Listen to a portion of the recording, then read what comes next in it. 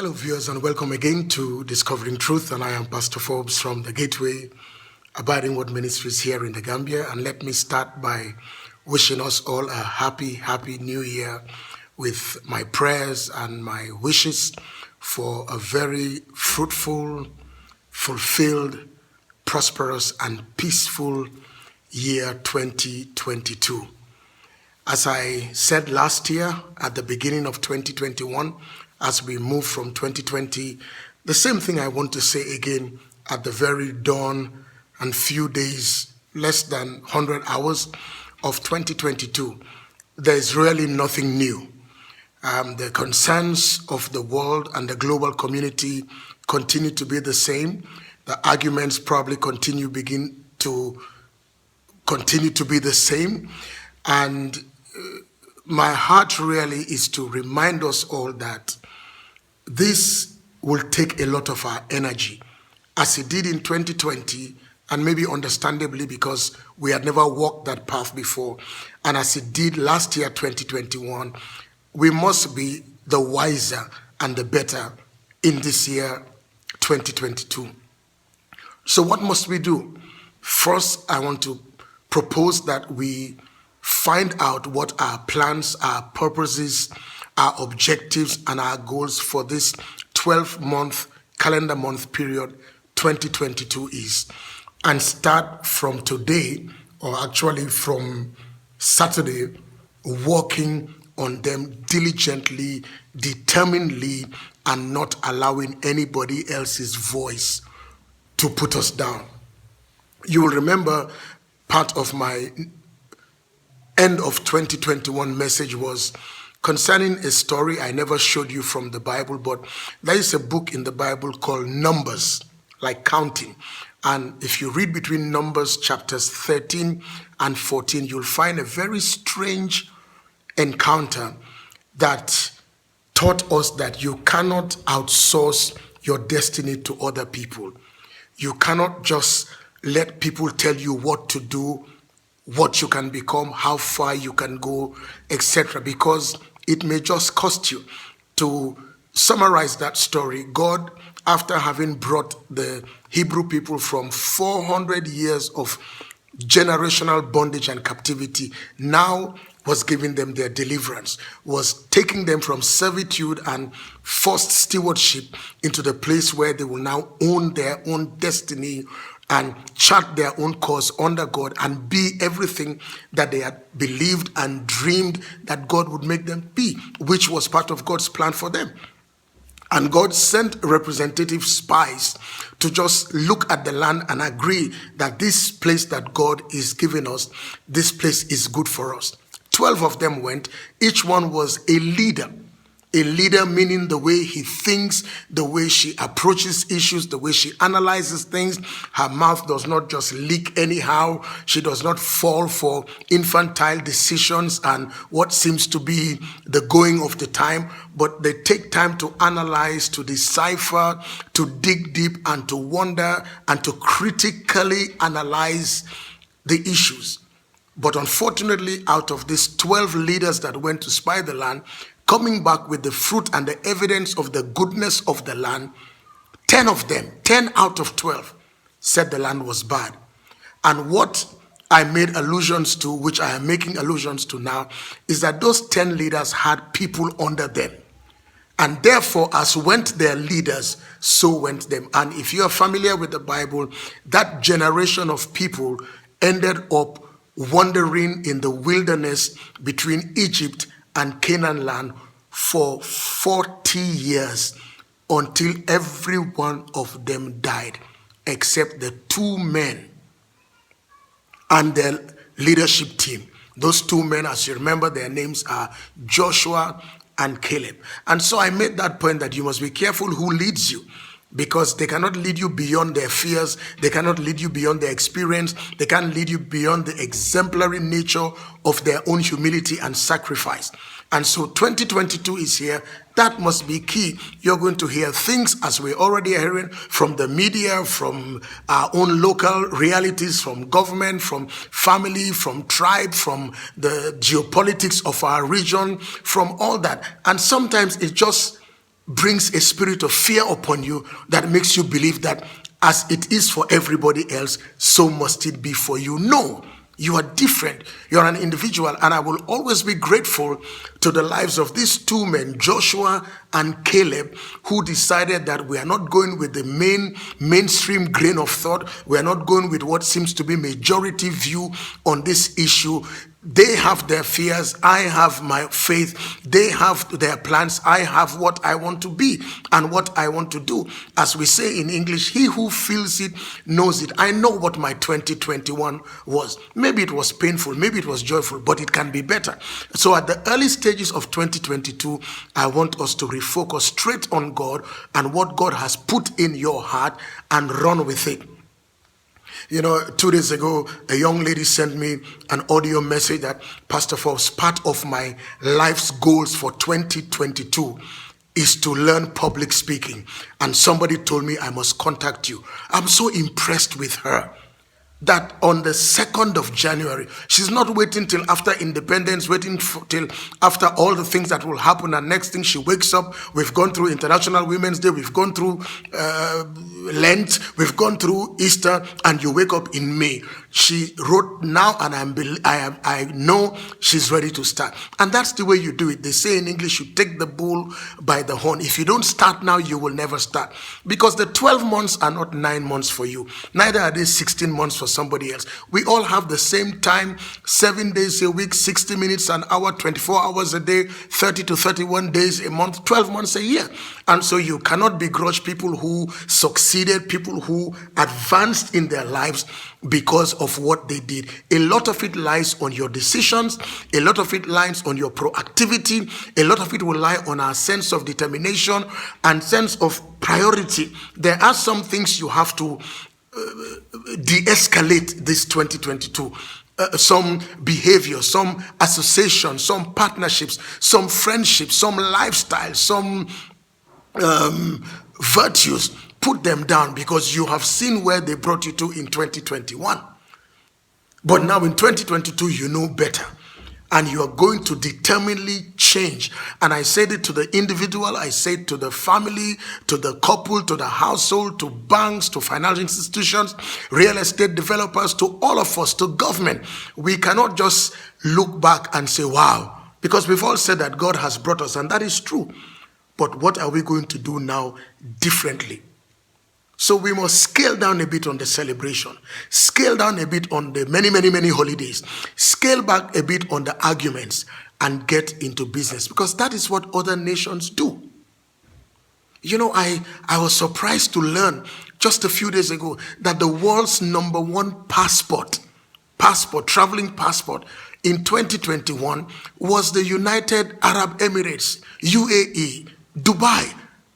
Beat UK, beat US, beat Singapore, beat Japan, beat all these other countries. There must be something that country has done that makes them the nation whose passport holders can travel to 136 minimum countries around the world without a visa or visa on arrival. And you would have thought in your thinking, it's always going to be Europe, it's going to be US, Canada, it's going to be North America, it's going to be the UK, the mighty UK, it's going to be Germany.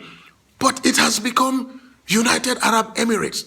What that means is that what you thought was good last year does not mean it's always going to be good. And obviously, if UAE and their citizens don't live the life in integrity, uprightness, truth, word of honor, honesty, humility, the fear of God, they will drop. So things move depending on how you and I really make that determination. And so all the stories are going to be the same. Unfortunately, things that happened in 2021, as far as global pandemic and all the concerns are there, will still be there. The discussions will go on and on. The arguments will go on and on. Lock up, lock down, lock in, lock out, lock under, lock inside will continue.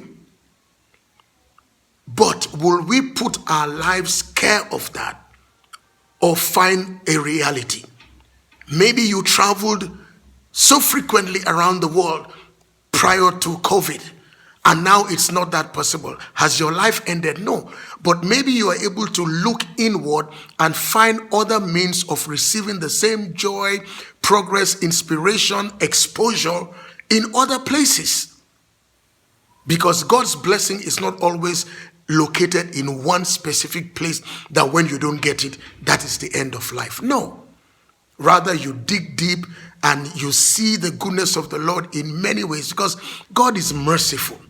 It is only those who refuse their own mercy that lose out, because according to the scriptures, they believe lying vanities. So they shortcut their mercy. But if we believe in the reality of who God is and the blessing he has given us and brought us into a new year, and by his grace and mercy, maybe not everything is how it should have been, but we are alive. I'm talking to you. Then it means that there is something. And ladies and gentlemen, we wake up every morning to that sense of obligation to succeed, to add value to life, to contribute to society, and to make sure that we come closer to the purpose of God for our lives. Everything will go well for us. So once again, Happy New Year to us all. I am trusting God. This will not be a long telecast. It's the beginning of the year, but I'm trusting God that all of us, each one of us together, will just make the necessary change, make the necessary alteration, and say, look, my life is greater than what I have been told. Some of us have been social media experts, like we have shares in this thing. Maybe it's time to downscale it a little bit, or at least use it in a wiser way, but make sure that our life adds value for us and in a legacy way for the generations to come. The truth is 2022 is a year of opportunity. 2022 can also be a bad year. It depends on where you are.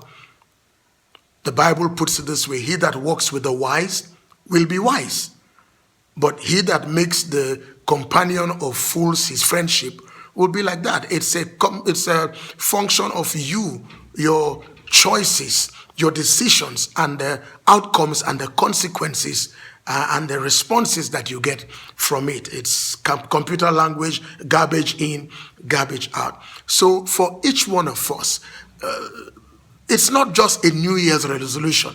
It's a determined daily, weekly work that, by June, this should have happened.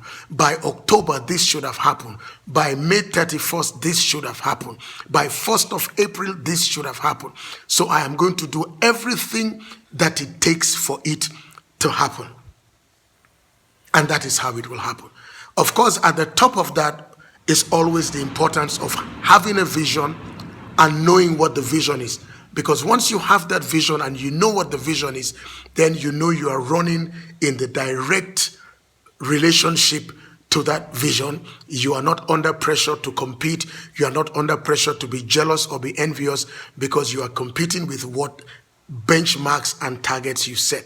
Granted, it does not always happen the way we said it would happen, but at least let us be in the direction of it. Ladies and gentlemen, 11 months and 27 days is enough for any kind of positive transformation to happen in our lives, for us and also for us to help family, friends, our country, and our world.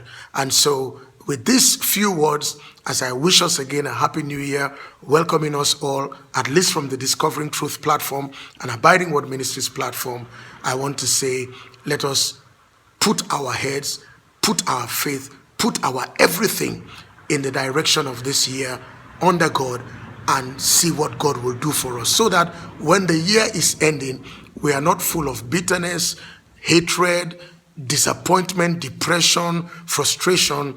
We say, no, I planned this for March, but it even happened in February. So I extend my plans in a bigger way for April. I planned this in March, but it didn't happen in March. 3/4 of it happened. So I pushed towards May, so that at the end of the day, even if it's not a 100% success, at least it's 70, at least it's 60. And guess what? The blessing of God, the grace of God, the goodness of God, the mercy of God, the light of God will make it happen. God will bring people your way and my way to help push this vision of ours. Like that lady, her desire is to learn public speaking and to be a better orator, speak well, articulate herself well, carry herself well. And she wrote and sent an audio message, and said, I want to do this in January, and I'm starting in January. And, maybe she even speaks well, but she's saying that I need to up my game. My 2022 version must be bigger and better than my 2021 vision. And let me really end by saying this. One of the dangers of a small country is everybody looks like a king. You know how they say in English that in the land of the blind, the one-eyed man is the king. Sometimes in our smallness, unfortunately, we feel we are big and we know everything. And if I do one thing good, the next thing I'm called renowned, forgetting that the world is almost 9 billion. So you also, the thing you want to do, don't rest on your oars because people told you are the best. Push in, because there's a bigger world out there. Because if Gambia is subsumed in the world, you must be able to rise and play your role and not sink because you lived in the bubble of thinking that because you are big in your country, you are big in the world. Ladies and gentlemen, let's rise up with a great spirit of determination and push in the early days of January 2022 and in the early month of the year. And if, like us in Abiding Word, you take the time to fast and to pray, also commit this consistently so you break the barrier of an inconsistent life. And so something great that you can raise your hand and say, I did it, will happen to you. May God bless us all. And may this year be, again, fruitful, fulfilled, successful, prosperous, progressive, and peaceful for us all. But may we make the decisions we must make for this to be a reality. The problem is never with God and His grace and His provision and His opportunities. The problem is whether we can see them, do them, and not listen to the voice of those 10 people who said we can't do it, but take the voice of the 2, sometimes minority, and prove that you can do it. Or if not anything else, prove to yourself that you are better than public opinion. God bless us all. Until next Tuesday, by the grace of God, we start something brand new in 2022. God bless us all.